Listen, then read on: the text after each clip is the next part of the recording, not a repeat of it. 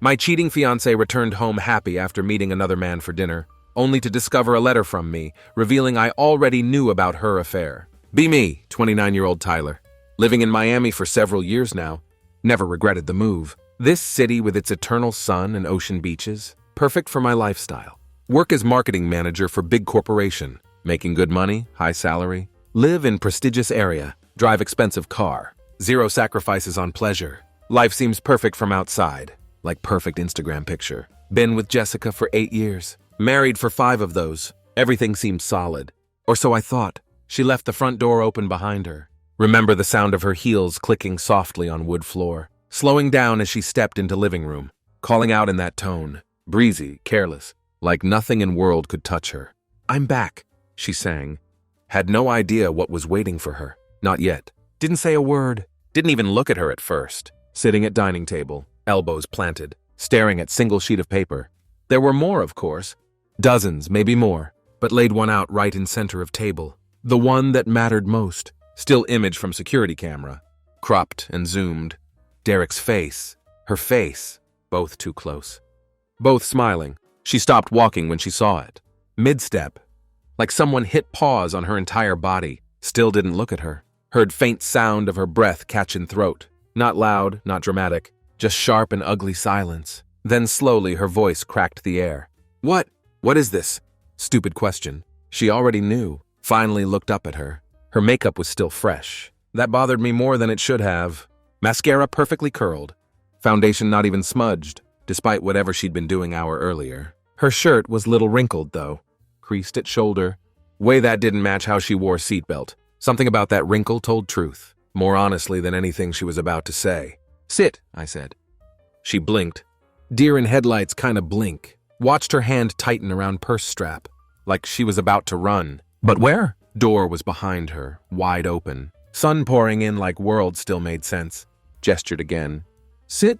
She stepped closer, slow, cautious. Could almost hear her calculating, thinking how she could pivot this, what she could say, what I might not know, how much I'd seen. But she sat across from me. Her fingers fidgeted on edge of table. Didn't hand her anything. Didn't need to. She reached forward, pulled photo closer and stared at it. Her nostrils flared. Not out of guilt. Not even fear. But anger. Because she was exposed. Because I had seen it. Documented it. Printed it. Framed it with timestamps and irrefutable proof. Still, she tried. "Baby," she said. Her voice softened. Dipped into that rehearsed tremble she'd always used when lying. "It's not what it looks like." She reached for my hand. I pulled mine away. Her fingers hovered in air. Humiliated. "You want to try that again?" I said. Her jaw tightened. "You're spying on me now?" I stared. Nothing. Not a twitch. Not a blink. Gave her the silence she hated most. The kind that left her alone with her reflection. "You think I'm cheating? Is that what this is?" Her voice rose. Defensive now, indignant. The classic flip. She always did this. Always went from cornered to cruel. Like she was changing shoes. Let her finish her tantrum. Then reached under the stack. Slid next paper forward. Hotel bill. Tuesday, room 218. Derek's name. Then another. Screenshot of texts. Hers. "You made me feel things I haven't felt in years." Then another. Photo of her leaving Derek's car. 5 blocks from our house. Wearing same clothes, she told me. She'd spilled wine on at coworker's baby shower. Then I leaned forward, finally speaking again. I didn't think I needed to spy, but I was wrong. She didn't speak this time. Watched it happen. Watched her begin to crack. Not fall apart. No, not cry. That would have been human. What she did was worse. She switched off. Emotion vanished from her face, like light switch had been flipped. In its place was something colder, something rehearsed. "Okay," she said. Flat and quiet. "So now what?" That sentence. "So now what?" Not, "I'm sorry." Not, "It's over." Not, "How could I?" Not even lie about it being mistake. No remorse, no explanation. Just that, like it was my job to figure out ending. To stories she wrote behind my back. I looked at her. This woman I used to make tea for every morning. One who used to call me at lunch, just to say she missed me. One who held my hand in hospital waiting rooms. Who cried in my arms day her dog died. Same woman who had just spent her afternoon. Getting very familiar with man. Who signs his emails, "Warmest regards." I said nothing. And in that moment, I saw it. She wasn't worried about losing me. She was worried about what I'd take with me. She didn't cry. She didn't beg. She didn't even pretend to reach for excuse. Just sat there, arms crossed now, like she was waiting on an Uber, like this was some minor inconvenience. I had dropped on her desk, between nail appointments. "I asked you a question," she said again, like I owed her an answer. "Now what?" I leaned back in chair, wanted to feel something sharp. Rage, heartbreak, maybe even panic. But all I felt was the hum, that numb buzz in your chest, when your mind is still crashing, but your body has already stepped outside wreckage. Her eyes didn't look sad. They looked annoyed. "This is what you've been doing behind my back?" I asked, my voice quieter than I thought it would be.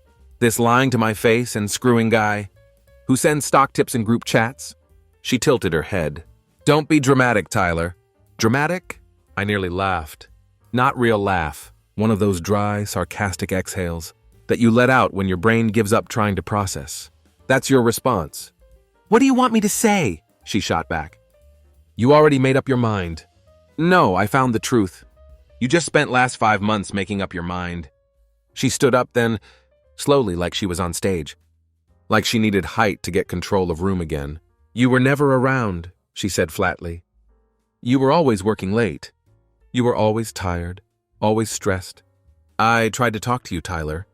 You shut me out for months."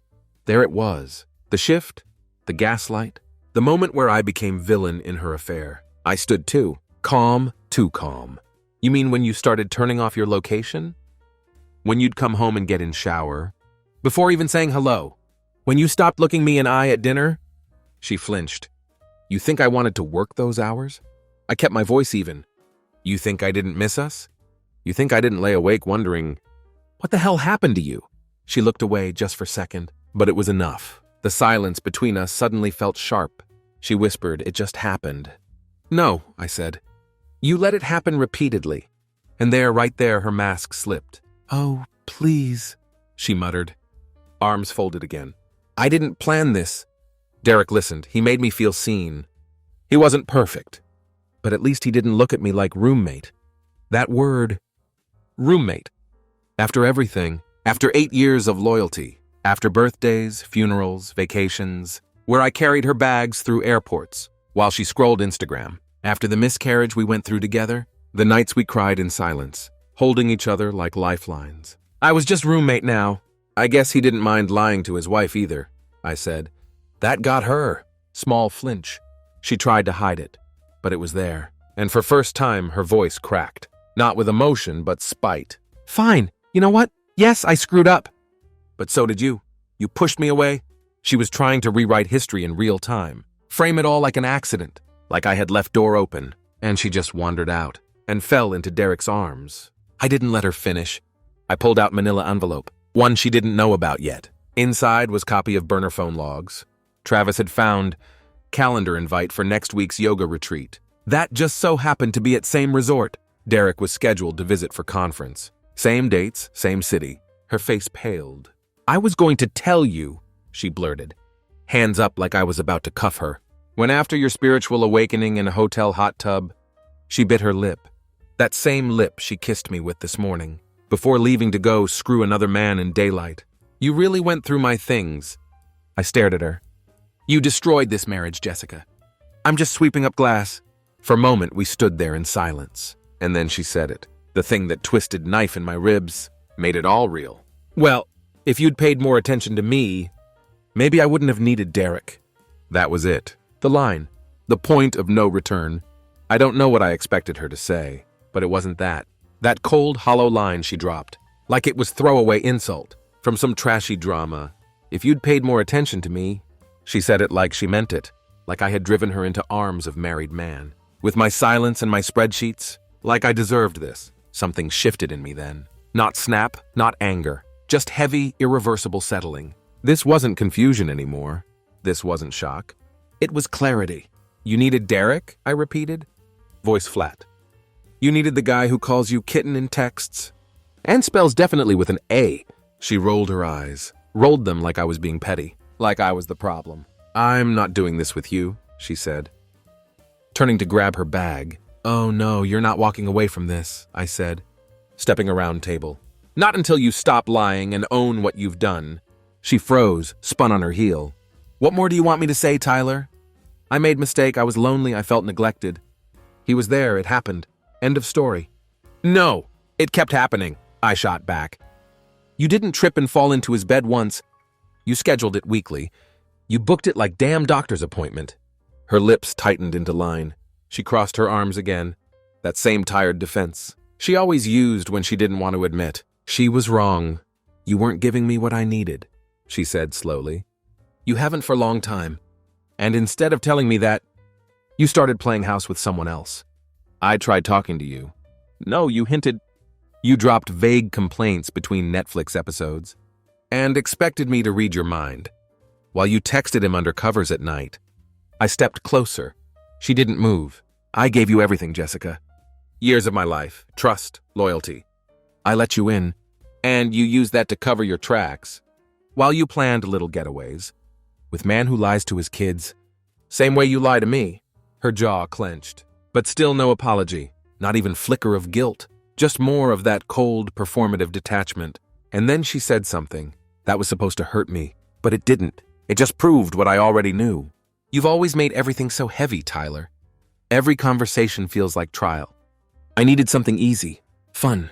Easy, fun. That's what I was competing with. Not love, not passion, convenience. You threw away decade for fun.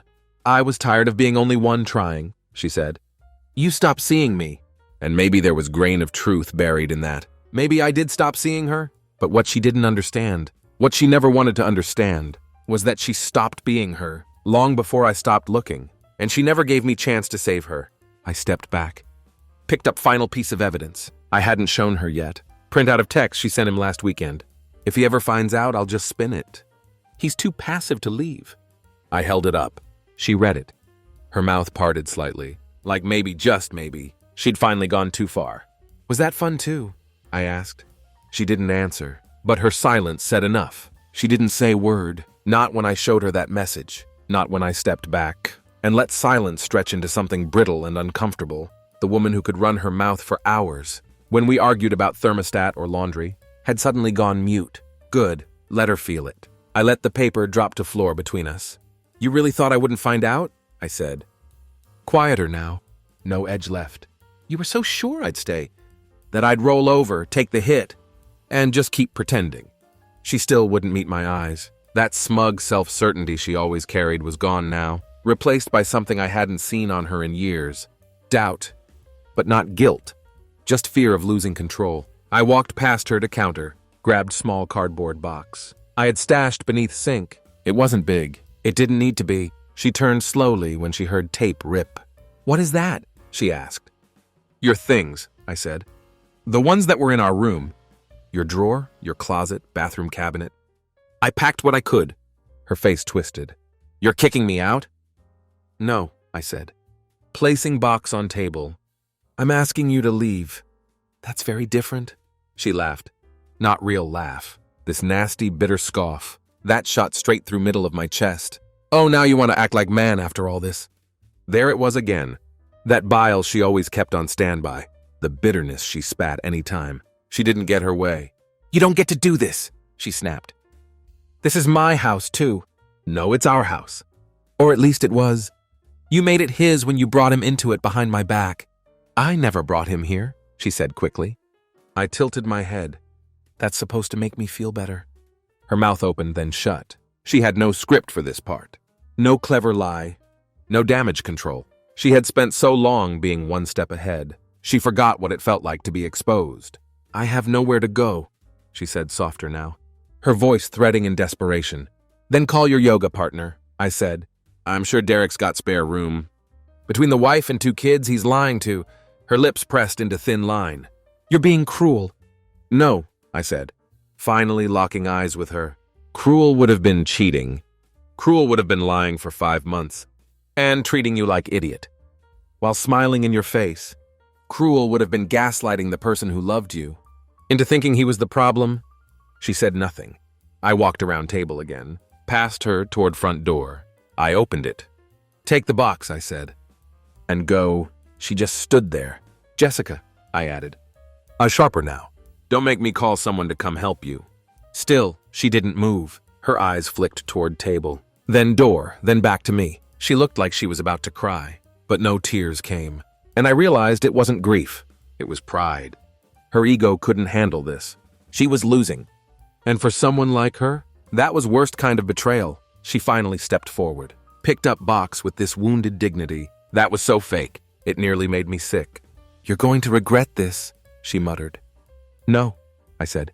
"You're just mad you don't get to walk away first." She didn't reply.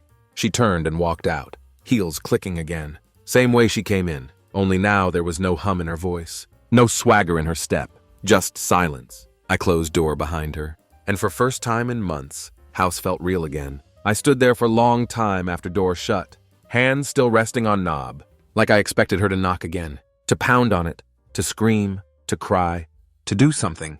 But she didn't, just silence. Not even sound of her car engine. I didn't check. Didn't want to see if she was still standing out there, waiting for me to change my mind. That part of me, the part that used to chase after her, smooth over every blow-up, try to fix things even when I wasn't one who broke them. That part was gone. I walked back into kitchen. The envelope still sat on table, half the photos spilling out across wood, like spilled ash. I stared at them again, not because I needed more proof, but because I still couldn't believe how far she'd gone, the angles, the timestamps, the goddamn smiles. She looked happy, not guilty, not hesitant, not conflicted. Happy, like she'd finally exhaled, after holding her breath for 8 years with me. It made me wonder if any of it had ever been real. I picked up my phone. There were 2 unread messages. "Jessica, I don't have place to go tonight. Are you seriously doing this?" Jessica, 5 minutes later. "Fine. Hope you enjoy being alone with your paranoia." Paranoia? That one burned. She'd used that word more than once in last few months. Whenever I brought up her schedule, her sudden love for late meetings and group yoga, her turning phone face down at dinner, she'd scoff and call me paranoid, insecure, controlling. And I believed her. I swallowed that poison with smile, thinking maybe I was just being clingy. Maybe I needed to back off, give her space. God, I hate how stupid I was. I put phone down. No reply. She could sit in her car all night for all I cared. I was done speaking her language. Half-truths and guilt trips, disguised as affection. I went upstairs slowly. Every step felt like memory trying to crawl up my spine. We bought this place together. I remembered carrying her across threshold. Like some old-school cliché, her laughing and telling me she felt like she was in movie. We painted these walls. We picked out curtains. We argued over rugs. We made life here and she infected it. I opened bedroom door. Our bed, my bed now, was still made. The sheets, the pillows, little vanilla spray she liked to spritz. On her side of blanket, I stripped them off, tore every trace of her from that bed, like it was rotting wood. Sheets went straight into trash bag. I didn't want to wash them. I wanted them gone. Mattress cover too. Her pillow, her perfume bottle on nightstand. I pulled open her drawer, still full of little things she left behind. Lip balm, hair ties, cheap necklace I gave her on our 3rd anniversary. I grabbed it all, dumped it into same bag. When I was done, room looked hollow, but it also looked clean. It was almost midnight when I finally sat down, at edge of bed, exhausted but wired. I hadn't cried. I thought there'd be some dramatic breakdown, some crash after adrenaline wore off. But no, just this low, steady throb of betrayal, pulsing through me, and underneath it, something else, something like relief. Not because I was glad this happened, but because truth was finally out and open.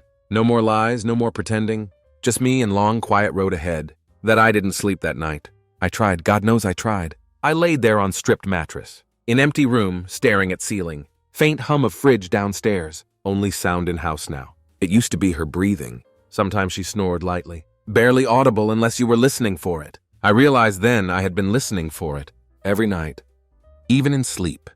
Some part of me was tuned to her, and now there was just silence. At 3:17 a.m., I got up. My body moved before I even knew what I was doing. I went to guest room, one we always said we'd turn into office, but never did. I opened closet, pulled down box labeled Tyler stuff, old journals, notebooks, backup drives. Inside was leather-bound one I hadn't touched in years. I flipped it open. There in my handwriting were entries from when Jessica and I first started dating. She makes me want to be softer. I don't think I've ever been seen like this before. I almost laughed or gagged. It was hard to tell which. I kept reading. One entry caught me off guard. Dated right after our honeymoon. She cried this morning. Said she didn't think she deserved me. I told her I'd spend rest of our lives proving she did. I meant it. I had. I really had.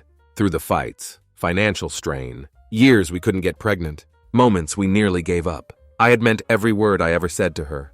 But she didn't even flinch when she lit match and dropped it on everything we built. My phone buzzed at 4:02 a.m. It was her again. Jessica, I'm staying at Casey's tonight. I need to come by tomorrow for my things. Please don't touch anything else. The tone, please don't touch anything else. Like I was one being reckless. Like I was one who crossed line. Her things. She was lucky I hadn't dragged them to curb. In middle of night. But I didn't reply. That morning I left before she showed up. I couldn't stand idea of seeing her again. Not yet. I didn't want her crying. I didn't want her shouting. I didn't want anything from her anymore. Very idea of her presence in that house felt like rotten walls. I went to my brother's place. Connor, 2 years younger. Married, 2 kids. He opened door in sweats and coffee-stained t-shirt. He didn't ask what happened. He just looked at me and said, "You staying while—" I nodded. "Yeah, if that's okay." He clapped me on back. "You're not sleeping on couch. I'll clear guest room." That's thing about real family. You don't need to explain disaster. They see wreckage and just start pulling you out of it. That night, I crashed hard in Connor's guest bed. Didn't even take off my shoes. Just dropped into mattress and let sleep hit me like brick. But not before I saw it. One final message from her. "Jessica, I'm picking up rest of my things tomorrow. Please don't be here." Please don't be here. Coward. Even now, she couldn't look me in eyes and face what she'd done. She wanted clean exit, free of consequence. She wanted to vanish without weight of reality. Crashing down on her. But this isn't movie. This is my life. And tomorrow she was finally going to see what truth looked like, standing in ruins she created. She showed up next day right on time, 11 a.m. sharp. I didn't listen to her text. I wasn't going to vanish from my own house, so she could ghost her way out of accountability. No, I sat in living room, calm, composed, dressed like I had somewhere important to be, even though I didn't, not yet. She walked in with cardboard box and sunglasses still on, even though it was cloudy. I could smell her perfume before I saw her. Same one I used to love, one that now made me nauseous. When she saw me sitting there, she froze in doorway. "You said you wouldn't be here," she muttered. "I said nothing," I replied. "You asked me not to be here." Her jaw tightened. She stepped inside and closed door, setting her box down by stairs. "I just want to get my stuff and go." "Then do that." She didn't move for a second. She was looking around, taking inventory. Maybe couch was bare. Her framed photos were gone. Her books from shelf already boxed. I had done half work for her. "You went through my things," she said after a moment. I stood up, walked toward window. "I removed your things from my room. My closet, my house. What's left is what you left behind. You had no right." I turned. No right to clean space you tainted. You lost your rights when you started playing dress-up in hotel rooms with someone else's husband. She flinched, but only barely. "I don't want to fight," she said.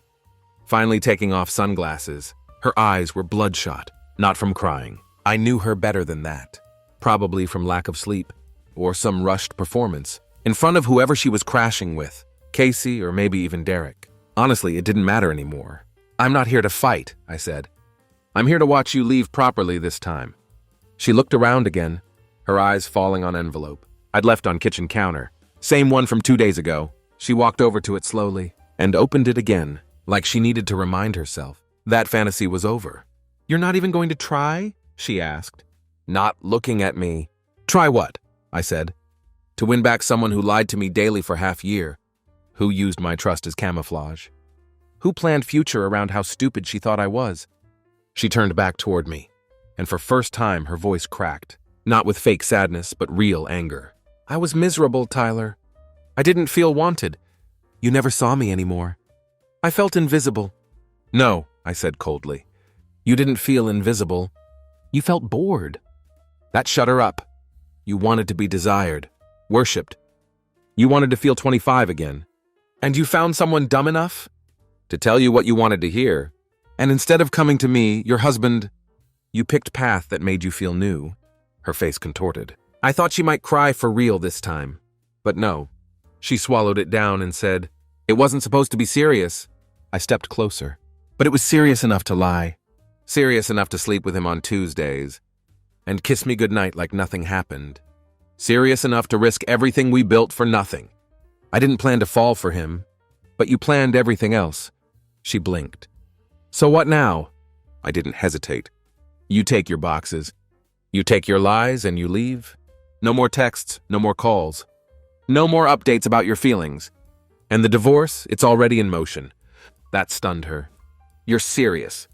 Yes, for first time in long time, I'm being very, very serious. Her face dropped. Not out of heartbreak, out of defeat. And that's when I realized she still didn't think I'd go through with it. That even after everything, she believed I'd fold, that I needed her too much to follow through. Wrong. She gathered her things in silence after that. No more speeches. No more pleas. Just scraping sound of boxes. And final removal of liar from my life. When she left, she didn't say goodbye. Good. Neither did I. She was gone by noon. Door clicked shut behind her with no ceremony, no lingering glance. No, we can still talk. No fake apology as parting gift. Just echo of her heels down walkway. Soft slam of her trunk. And then hum of her engine fading into distance. I stood in foyer for a long time, still listening, half expecting her to turn around. But she didn't. She left like she lived those last 5 months. Fast, calculated, and without looking back. I wish I could say I felt free, but what I felt was heavier than that.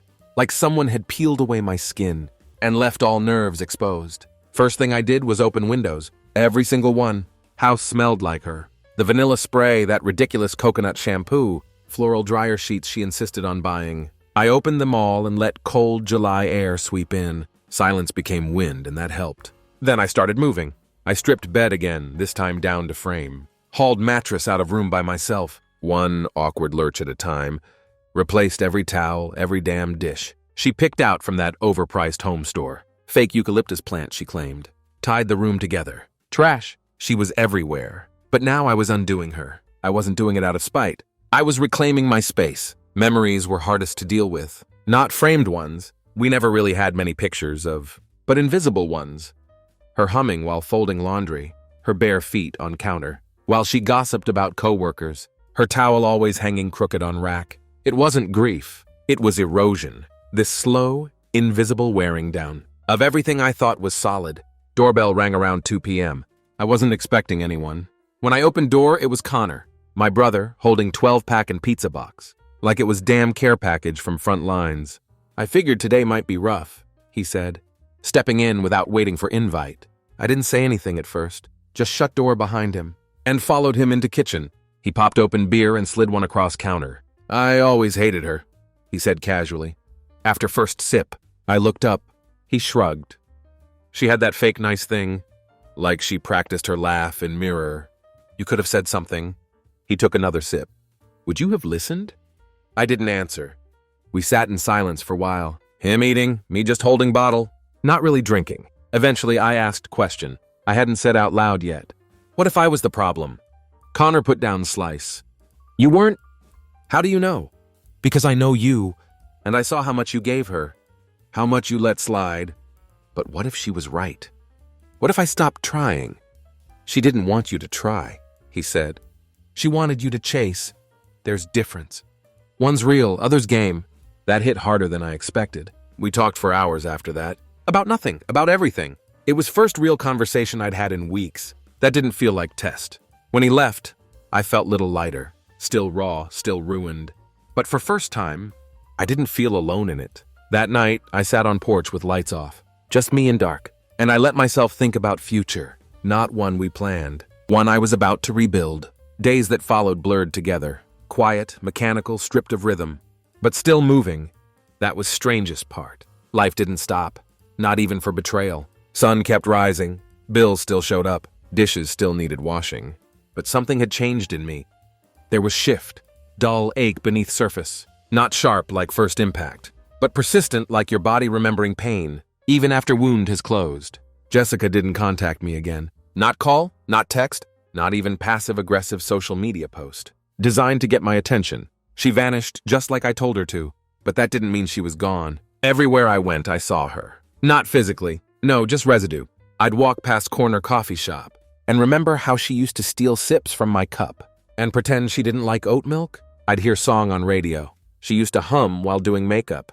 I'd open fridge and find damn jar of artichoke dip. She bought every week and never finished. Grief has no logic. It doesn't follow path. It loops and stutters and throws curveballs. When you're just trying to make it through grocery run, without breaking down in front of cucumbers. One afternoon, about week after she left, I came home and found padded envelope on porch. No name, no note. Inside were keys to house and her wedding ring. No explanation, just metal and silence. I stared at that ring for what felt like hour. That stupid little circle that used to mean everything. I remember saving for it, hiding it in drawer beneath my socks, rehearsing proposal speech in my car, until I could say it without stuttering.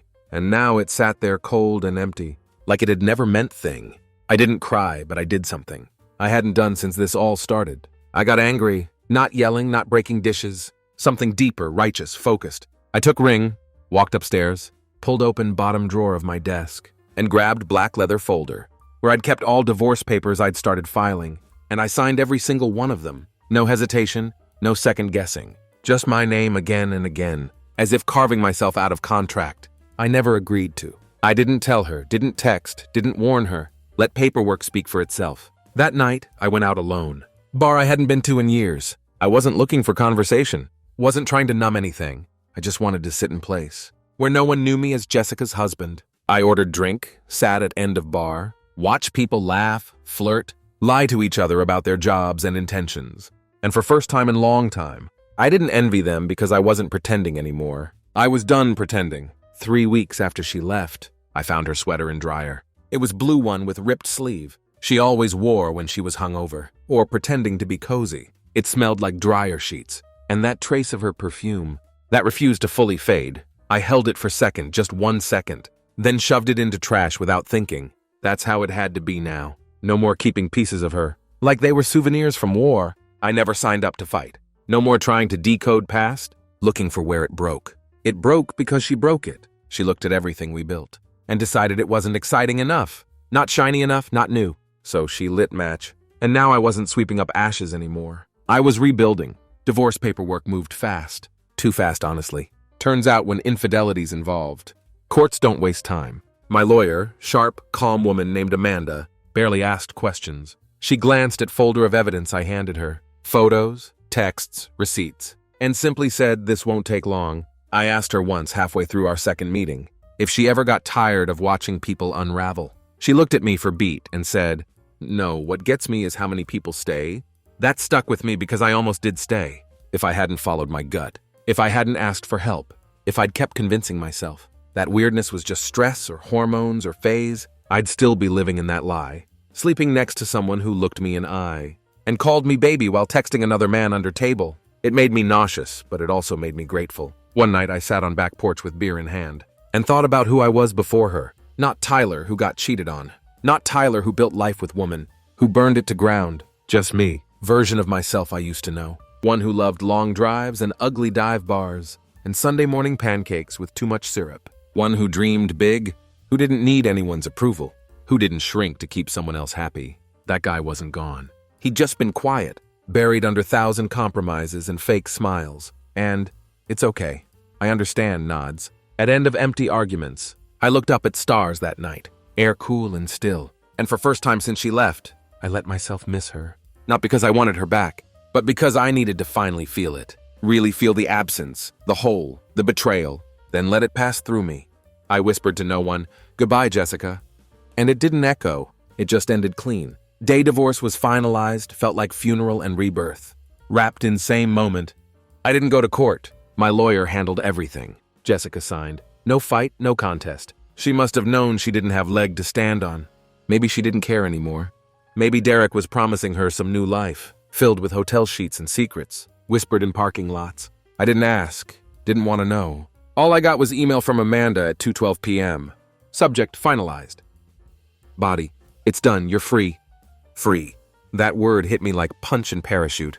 At same time, I stared at it for a long while, reading it over and over, like I needed it to be real, like I needed that confirmation, that she couldn't hurt me anymore, that she no longer had access to my future. I got in my car and drove. No destination, just forward. Sun was out, sky soft blue. I hadn't really noticed in weeks. I drove with windows down, music low, mind blank. Halfway through drive, I stopped at this little roadside diner. We used to pass on way to her parents' house. We never went inside. She always said it looked sketchy, but I always wanted to. So I pulled in, walked in alone, sat at booth, and ordered pancakes and black coffee. They were incredible. I ate slowly, soaking in silence. Comfort of anonymity. No one here knew me. No one looked at me like I was guy whose wife cheated. I wasn't headline or pity story. I was just man eating pancakes on his own terms. Afterward, I kept driving. Ended up at Quiet Lake just outside town, one I hadn't visited since high school. I used to come here when I needed to think, back when life felt overwhelming in simpler ways. Failing grades, stupid fights with friends. My dad's silence after I told him I didn't want to join family business. I parked, stepped out, and sat on hood of my car watching water, and I let myself be. No plans, no pressure, no pretending. Just me, the lake, and slow, quiet kind of peace that I hadn't felt in months. I thought about what I'd say to Jessica if she ever reached out again, then realized I wouldn't say anything. Not out of anger, not out of pride, just because I didn't need to. There was nothing left to say. She made her choices and now I was making mine. But it's been 2 months since Jessica walked out of my life, and I let her. Ring is gone. Her perfume finally faded from curtains. Vanilla spray replaced with sandalwood. Playlist she used to put on during Sunday cleaning deleted. My house doesn't feel like ours anymore. Feels like mine. And it's quiet here. Peaceful. There's no tension-thickening air. No second-guessing words I say. No waiting for shoe to drop. Every time her phone buzzes, just stillness and, more surprisingly, clarity. I've learned more in these 2 months than I did in last 2 years of our marriage. About myself, about boundaries, about how easy it is to start shrinking. When someone you love starts treating you like you're in way, I know now that love isn't supposed to feel like convincing someone to stay. It's not supposed to be built on surveillance and suspicion. On keeping tabs and hiding receipts. Love isn't test. It's not supposed to feel like balancing act, where you keep bleeding just to keep other person satisfied. What Jessica did, what she chose, wasn't accident. It wasn't slip. It was consistent, deliberate betrayal. One she layered with lies, excuses, and cheap little performances, meant to distract me while she crafted life in secret. But here's what I've come to understand. She didn't break me. She broke us. But I'm still here standing, breathing, building again. I've started running, joined gym. I go out on Friday nights, not to drink or flirt or distract myself, but just to exist with people, with laughter, with reminder that there's life beyond betrayal. And I've reconnected with old friends, people I pushed away without realizing it, because all my energy went into patching holes. In relationship that was already sinking. I even went on a date last week. Nothing serious, just coffee, but it felt real, easy. No lies hanging in air. No undercurrents of resentment. Just 2 people talking, smiling, being seen. I don't know what future holds. And for first time in long time, I'm okay with that.